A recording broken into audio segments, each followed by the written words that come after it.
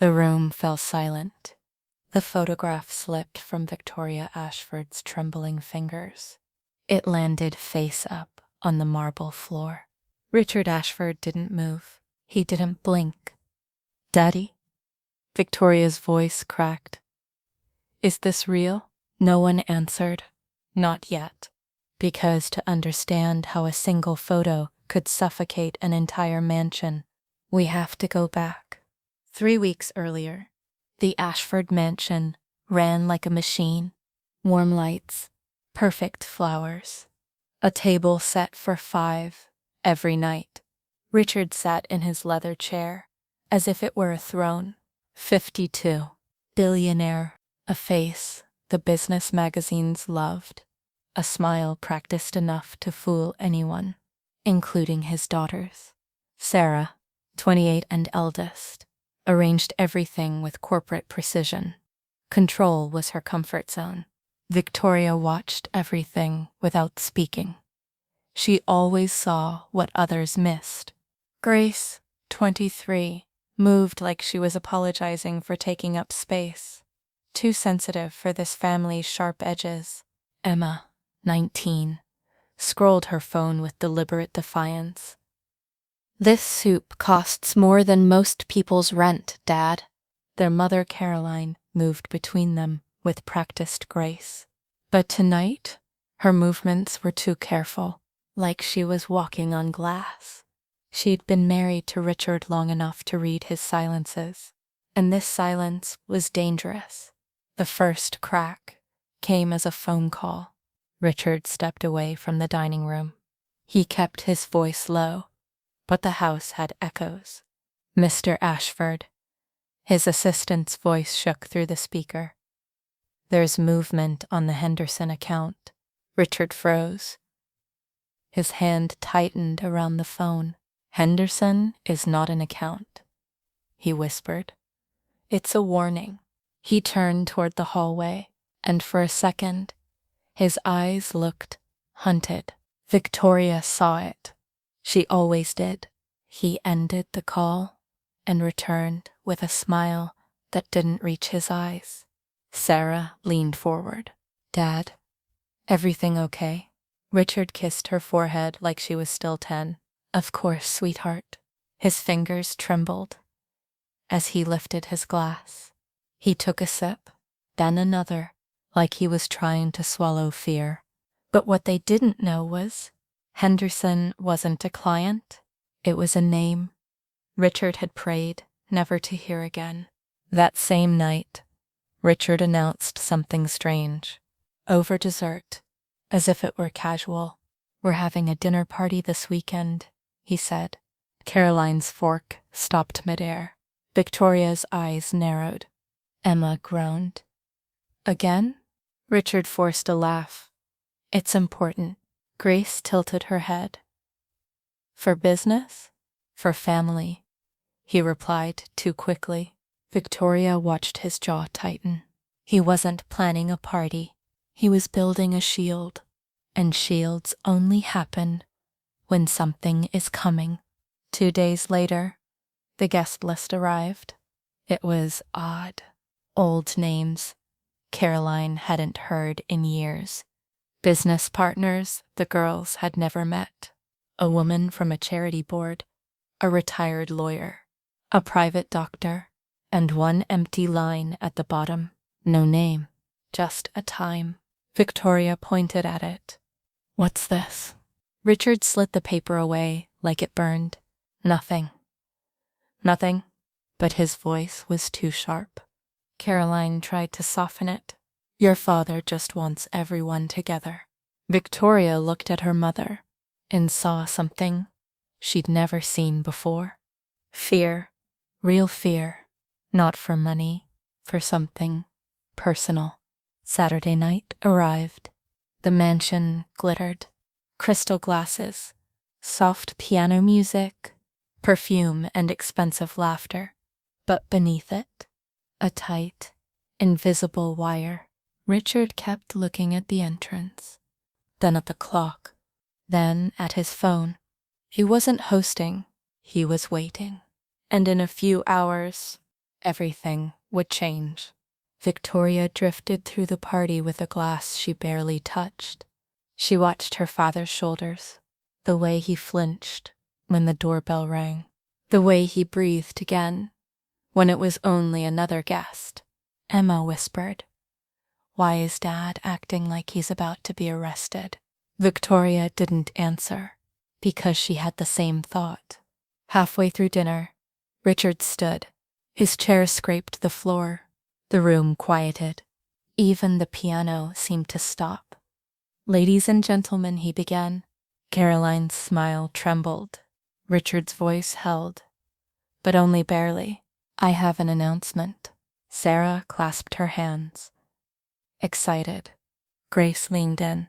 Emma rolled her eyes. Victoria braced herself. Richard looked at Caroline, then at his daughters. "After 28 years of marriage, Caroline and I are renewing our vows next month." Applause erupted. Glasses clinked. Caroline stood and hugged him, but Victoria didn't clap. She stared at her parents, because she saw what no one else saw. Their hands were cold, their smiles were thin, and their eyes were saying the same thing: "Help us." After the guests left, Caroline pulled the girls into the hallway. Her voice was low, determined. "Girls, I need to tell you something." Sarah frowned. "Mom, you look focused," Caroline interrupted. "I've been watching your father for weeks." She glanced toward Richard's office, then back at them. "He's been getting calls," she said. "Strange calls. And I started investigating." Grace's eyes widened. "Investigating?" Caroline reached into her pocket. Her hand was steady now, resolved. "Yesterday, I opened his safe," she said quietly, "and I found this." Victoria stepped closer. The paper was old, the edges worn, the handwriting elegant. It looked like it had been held too many times and hidden too quickly. Caroline's voice broke. "It was in his safe." Sarah touched her mother's arm. "What is it?" Caroline turned the envelope over. A name stared back at them. "Elena." Emma blinked. "Who's Elena?" Caroline shook her head. "I don't know." Victoria felt her stomach tighten, because she knew one thing. You don't lock a stranger's name in a safe, unless that name can destroy you. That night, Victoria couldn't sleep. The mansion was too quiet, the kind of quiet that makes you hear your own thoughts. She lay in bed, staring at the ceiling. Her father's nervous smile replayed in her mind, his constant glances, his forced celebration, his shaking hands. At 3:07 a.m., she got up, barefoot, silent. She moved down the hallway like a shadow. The house smelled faintly of candles and polished wood. She reached Richard's study. The door was closed. Of course it was. Victoria tried the handle. Locked. She stared at it, then at the key ring on the small table nearby, and she made a choice. A dangerous one. The key turned with a soft click. Victoria slipped inside. Moonlight cut through tall windows. The mahogany desk gleamed like dark water. Books lined the shelves. Awards, photos. Richard with his daughters at graduations. Richard on yachts. Richard smiling beside presidents and CEOs. A perfect legacy framed in glass. Victoria's hand shook as she opened drawers. Nothing. Pens, contracts, old conference badges. She went lower, bottom drawer. It resisted at first, then gave. Her breath caught. Inside, under a stack of files, was a small box. Victoria lifted it. Her fingers brushed a thin edge. Paper, a photograph. She pulled it out, and the air left her lungs. Richard, 20 years younger, holding a little boy, dark hair, green eyes, a familiar jawline, a face that didn't belong to any stranger. It belonged to the Ashfords. Victoria flipped the photo over. One sentence. 5 words that hit like a punch. Elena's son, Marcus, age 4. Victoria's throat tightened. Her father had a son, a brother, a whole life. They never knew. And the next question came like a blade. Where is he now? A floorboard creaked in the hallway. Victoria froze. She didn't breathe. The creak came again, closer. Then a voice, soft, broken. Victoria? She turned slowly. Richard stood in the doorway, pale in the moonlight. His eyes flicked to the photo in her hand. And for a second, the billionaire disappeared. He was just a man caught. He stepped inside and closed the door gently. I can explain, he whispered. Victoria's voice was thin. Can you? She held up the photo. I'm not sure I want to hear it. Richard's shoulders collapsed. He sat down like his bones had finally given up. Sit, he said quietly. Please. Victoria didn't move. Richard swallowed hard. Then the truth, he'd buried for decades, finally broke free. Before your mother? Richard's voice caught. There was someone else. Victoria's heart pounded. Elena. Richard's eyes went distant, like he was seeing across time. Elena Rodriguez. She was everything I thought I couldn't afford to love? Victoria watched her father's face transform. Brilliant, beautiful, working her way through graduate school on scholarships and hope. What happened? Victoria asked, though she already knew it would hurt. Richard's voice cracked. I was 25. My family said, choose, her or them. Victoria's hands curled into fists. And you chose them. Richard closed his eyes. I chose fear. Victoria felt sick. And the boy? Richard stared down at his hands. I didn't know she was pregnant when I left. Victoria's stomach dropped. You abandoned her without even knowing. Richard nodded like he deserved the blow. I tried to find her later. I did. But she'd moved. She disappeared. Victoria's voice shook. She raised him alone. Yes, and you built an empire. Richard closed his eyes. Yes. Silence fell, heavy, unforgiving. Then Victoria asked the question that mattered most. Where is Marcus now? Richard looked up, and his eyes said it before his mouth did. He found me. Victoria's pulse roared in her ears. When? A few months ago, Richard whispered. But he didn't come to talk. He came to hurt you, Victoria said. Richard nodded slowly. He's brilliant, Richard said.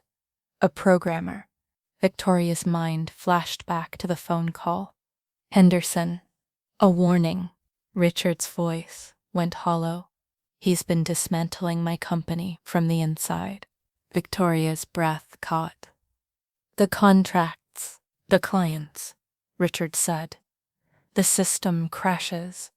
The leaks, the hacked meetings. Victoria stared. Why didn't you tell us? Richard's voice broke. Because I was ashamed. Victoria swallowed. Or because you thought you could fix it without losing your perfect image. Richard didn't answer. He didn't have to. Victoria paced the study. Her bare feet felt the cold floor. Her mind raced. Marcus wasn't just a secret. He was a storm. And Henderson? She asked sharply. Richard looked away.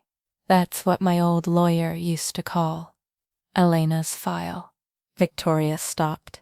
File? Richard nodded once. When Elena disappeared, my lawyer kept records. Notes, addresses, every attempt I made. Victoria's voice dropped.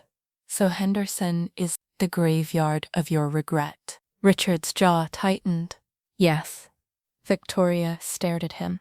And suddenly, the dinner party made sense. The strange guest list, the vow renewal, the desperation. Richard hadn't been throwing a celebration. He'd been staging a display, a picture of what Marcus would destroy. A family, a home, a father. And somewhere in that party, Marcus could have been watching, hidden, close enough to breathe the same air. Victoria left the study without another word. Richard didn't stop her. He couldn't, because he knew he'd already lost the right. In her room, Victoria sat on the edge of her bed. The photograph burned in her hands. She wasn't just angry, she was terrified, because a man with 23 years of pain doesn't just want revenge, he wants proof that your happiness was stolen from him. Victoria looked at the photo again. Marcus at 4, small, held close, loved in that moment, even if his father didn't know how to stay. Victoria closed her eyes and made a decision, a dangerous one. The next morning, Victoria went into her father's private files. She didn't ask permission. She didn't hesitate. In the back of a locked cabinet, she found a folder. Henderson. Inside were investigator notes, old addresses, Elena's employment history, medical bills, a death certificate. Victoria's throat tightened. Elena Rodriguez died 5 years ago. Cancer. Victoria sat down hard. So Marcus didn't just grow up without a father. He lost his mother too. And he'd lost her believing the same thing every abandoned child believes. He wasn't chosen. Victoria flipped another page. One current address. Marcus Rodriguez. A modest apartment across town. Victoria stared at it for a long time. Then she grabbed her keys. The city looked different outside the gates of the Ashford mansion. Smaller buildings, faded paint, a woman pushing a stroller past cracked sidewalks, a corner store with neon signs. Victoria parked and sat in her car. Her hands were sweating. Her heart was pounding. She told herself she was doing the right thing.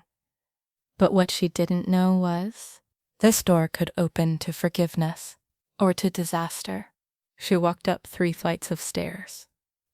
No elevator, no doorman, no marble, just concrete and old mailboxes. She found the number. She knocked. Footsteps. A pause. Then the door opened. A man stood there, early 30s. Tired eyes, a clean apartment behind him, and green eyes that hit Victoria like a mirror. For a second, she couldn't speak because she saw her father's face. Without the polish, without the power, just the bones of it. Marcus looked her up and down. His gaze was sharp, cold. "Let me guess," he said. "One of Richard Ashford's perfect daughters." Victoria swallowed. "I'm Victoria." Marcus's jaw tightened. "Why are you here?" "I need to talk." Marcus laughed once. No humor, only pain. "You people always need to talk when you're scared of losing something." Victoria held her ground. "I'm scared of losing the truth." Marcus's eyes flicked, just once, like a crack.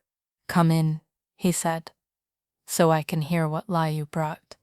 Marcus's apartment was small, but it was careful. Books stacked neatly, engineering textbooks, old notebooks filled with code, a modest couch. No luxury, but dignity everywhere. And photos. So many photos. A woman with warm eyes. Elena, holding Marcus as a baby. Elena cheering at a graduation. Elena smiling through exhaustion. Victoria's throat tightened. Marcus followed her gaze. She worked 3 jobs, he said quietly, to put me through MIT. Victoria nodded, unable to speak. Marcus's voice stayed controlled, but his hands clenched. She never begged him, Marcus said. Never chased him. Victoria whispered, "Did she ever tell you about him?" Marcus's eyes darkened. "She told me stories," he admitted. "Not because she wanted me to chase him," he swallowed, "because she didn't want me to become bitter." Victoria's chest ached. "But you are bitter," she said softly. Marcus's voice snapped. "Wouldn't you be?" Silence. Then he added, quieter, "She died asking me not to hate." Victoria's eyes burned. "And you still do." Marcus stared at the floor. "Yes." Then he looked up. "And it keeps me alive." Victoria took a breath. "I know what you've been doing," she said. Marcus didn't flinch. "Of course you do.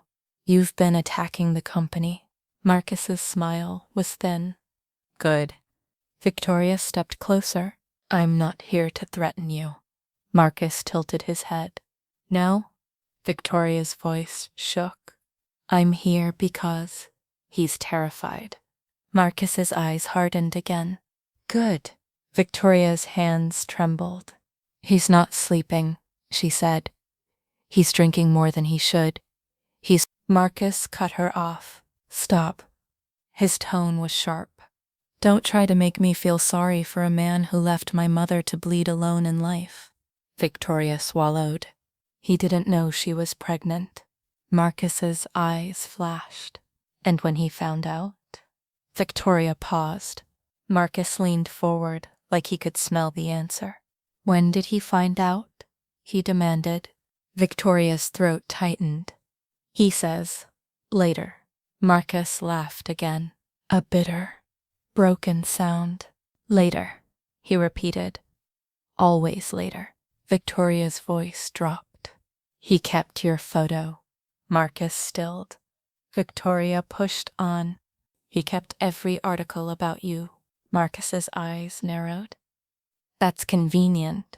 "It's true," Victoria insisted. "When you won that programming championship," he cried. Marcus's jaw worked, like he was chewing through a memory. "You're lying," he whispered. Victoria shook her head. "I'm not." Marcus looked away fast, like eye contact might break him. Then he said it. Quiet. Raw. I didn't want his tears. Victoria blinked. "What did you want?" Marcus's voice came out like a wound. "I wanted him to fight for me." The air changed. Even the small apartment felt too tight. Victoria whispered, "He would say he did." Marcus snapped back. "He didn't." Victoria held his gaze. "He was a coward," she said. "And you paid the price." Marcus's eyes flicked. Victoria took a step closer. "But you're not a kid anymore," she said. "You're a man." Marcus's jaw tightened. And you get to decide," Victoria said, "who you want to be now." Move." Marcus stared. Victoria's voice softened. "If you destroy everything, you still won't get what you actually want." Marcus's eyes went wet. He blinked hard. "What do I want?" he whispered. Victoria answered without flinching. "You want to know you mattered." Marcus's breathing changed, like he was trying not to drown. Victoria swallowed. "I can arrange a meeting," she said. Marcus's eyes narrowed immediately. "No, not a trap," she insisted. "A conversation." Marcus shook his head. "He'll try to buy me." Victoria's voice went firm. "Then don't sell yourself." Marcus stared. Victoria leaned in. I'm not asking you to forgive, she said. I'm asking you to stop doing this. From the shadows. Marcus's lips pressed together. Victoria continued. Look him in the face. Marcus's voice was small. And say what? Victoria didn't hesitate. Say what it cost you. Marcus looked away, then back. Why would you do this? He asked. Victoria's answer was simple. Because you're my brother. Marcus's eyes flickered. Just once. Like a light, trying to turn on. That night, Victoria went home. The mansion looked the same, but it felt like a lie. She could now see through. Richard was in the living room. He stood when she entered. His voice was desperate. Did you? Victoria raised her hand. Not here, she said. Richard swallowed. Victoria stepped closer. I found him. Richard's face crumpled. Is he okay? Victoria stared at her father. This man had built empires, but he couldn't build a bridge. He's alive, she said. And he hates you. Richard nodded, like he deserved it. Victoria's voice lowered. I'm setting a meeting, she said. Tomorrow, 8 p.m. here. Richard's eyes widened. He'll come? I don't know, Victoria admitted. Richard's voice broke. Victoria, she cut him off. No speeches, she warned. Not tonight. Richard nodded, and for the first time, he looked small. The next day, Victoria told Marcus the same thing. 8 p.m., Ashford Mansion. Marcus's voice was flat. I'm not coming to beg. You're not begging, Victoria said. You're speaking. Marcus hesitated. Then he said, almost like a threat, if he tries to humiliate me. Victoria's voice was calm. I won't let him. A long pause. Marcus exhaled. Fine, he said. And Victoria felt her stomach twist. Because now it was real. And once it started, it couldn't be undone. 8 p.m. The living room glowed under chandeliers. Velvet curtains. Gold accents. A room designed for celebration, about to host a reckoning. Caroline stood near the fireplace. Pale. Sarah, Grace, and Emma sat close together on the sofa. No one spoke. Victoria stood in the center, like a guard. The doorbell rang. Once, Caroline flinched. Emma grabbed her sister's hand. Victoria walked to the door. She opened it. Marcus stood there, in a simple jacket. No entourage. No smile. His eyes swept the room, then landed on Richard. Richard Ashford stood near his leather chair. The same chair, the same posture, but none of the confidence. He looked at Marcus like he was seeing a ghost, or a prayer. Richard's lips parted. Hello, he whispered. Marcus didn't move. Richard's voice cracked. Son. Marcus's eyes flashed. Don't, he said. Don't call me that. Silence slammed into the room. Caroline's breath caught. She'd suspected, but hearing it confirmed still hit her like a blow. Sarah's business mind kicked in immediately, calculating consequences, family dynamics, legal implications. Grace's eyes filled instantly, her heart breaking for the pain on every face in the room. Emma stared openly. This was better than any drama she'd ever streamed. And Richard. Richard looked like he'd been waiting 23 years to be punched. Victoria spoke first. This is a conversation, she said, not a performance. Marcus's gaze stayed on Richard. Richard swallowed. He stepped forward, slowly, like approaching a wild animal. I won't insult you with excuses, Richard said softly. I won't tell you I was young, or scared? Marcus's jaw tightened. Good, he hissed. Richard nodded. You want to destroy my company? Richard asked. Fine. Marcus blinked. But Richard's voice stayed steady. Take it, he said. Take everything. I'll sign it over tonight. Gaffs. Emma's hand flew to her mouth. Sarah sat forward. Dad? Victoria lifted a hand. Richard kept his eyes on Marcus. Marcus's voice was cold. I don't want your money. Richard's face twitched. Then what do you want? Richard asked. The question hung in the air. Heavy, sharp. Marcus's voice came out quieter, more dangerous. I wanted you to fight for me. Richard's composure broke. His eyes filled instantly. I tried to find you, Richard whispered. I swear I did. Marcus's face tightened. You tried? He snapped. My mother worked until her hands cracked. Richard flinched. She never asked you for anything, Marcus said, voice shaking. You know why? Richard's voice was ragged. Because she was stronger than me. Marcus's throat worked. She used to tell me stories, Marcus said quietly. Not to make me chase you. He swallowed hard. To make me believe love wasn't a lie. Richard's tears fell. She was braver than me, he whispered. Every day, Marcus's eyes shone, furious and broken. I needed you, he said. Not your apology, not your empire. Richard stepped closer. I can't erase what I did, Richard said. I can only tell you the truth. Marcus's lips trembled. Richard's voice dropped into something raw.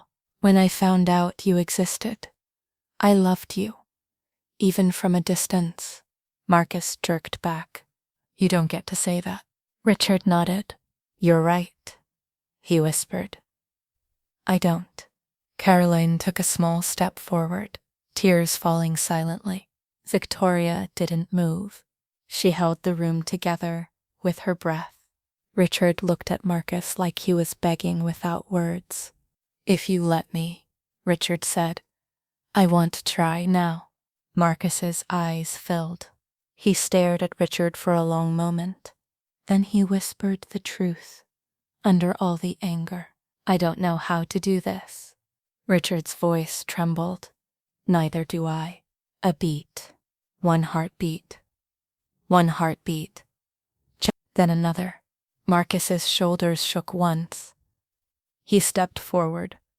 Not fast, not easy, but he did. And when Richard wrapped his arms around him, the room made a sound like a held breath. Finally released, Emma started crying. Grace covered her face. Sarah exhaled like she'd been drowning. Caroline sobbed quietly, one hand against her chest. And Victoria closed her eyes, because the war had finally stepped out of the shadows. Later, when the house was quiet again, Victoria stood by the mantel. She placed the photograph there, next to the family pictures. 4 daughters, 1 mother, 1 father, and now 1 son. The same edges, the same worn paper, but it no longer felt like poison. It felt like truth. Marcus stood nearby, staring at the room like he didn't belong. Victoria approached slowly. You okay? She asked. Marcus let out a breath. I don't know what I am, he admitted. Victoria nodded. You're not the enemy, she said. You never were. Marcus's eyes dropped. Then he asked, barely audible, do they hate me? Victoria glanced at her sisters. Emma watched Marcus with wet eyes and genuine curiosity. She was 19, open to the impossible. Grace's gentle nature was already reaching toward him. She saw pain and wanted to help. Sarah stood slowly, her protective instincts warring with her need for control. This changed everything about their family structure. Caroline stepped forward first. She'd been preparing for this moment since she found the letter. She didn't reach for him. She didn't force anything. She looked at Marcus like she was seeing through him to Elena. "I'm sorry your mother carried this alone," she said. "I'm sorry I never knew to help her." Marcus's throat tightened. Caroline's voice strengthened. "Elena deserved better. You deserved better." Sarah cleared her throat, her CEO training kicking in. "I don't know how to do this," she admitted. "But you're family now. That's not negotiable anymore." Grace took a small step forward, tears on her cheeks. Can I hug you?" she whispered. "You just look like you need one." Emma, never one for ceremony, spoke directly. "This family's been messed up for years anyway," she said with a shaky laugh. "At least now we know why." Marcus blinked hard, and for the first time, his anger didn't look like armor. It looked like grief. 3 months later, the Ashford dinners looked different. Not perfect, but real. 5 chairs, 5 stories. Richard stepped back from the spotlight. He stopped trying to prove himself, and he started trying to show up. Marcus didn't destroy the company. He rebuilt its defenses.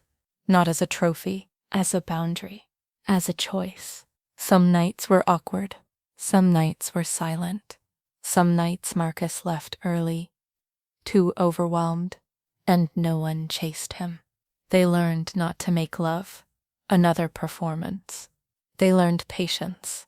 They learned that family isn't a title you claim. It's a door you keep opening, even when you're afraid. Victoria watched her father one evening as he handed Marcus a plate of food.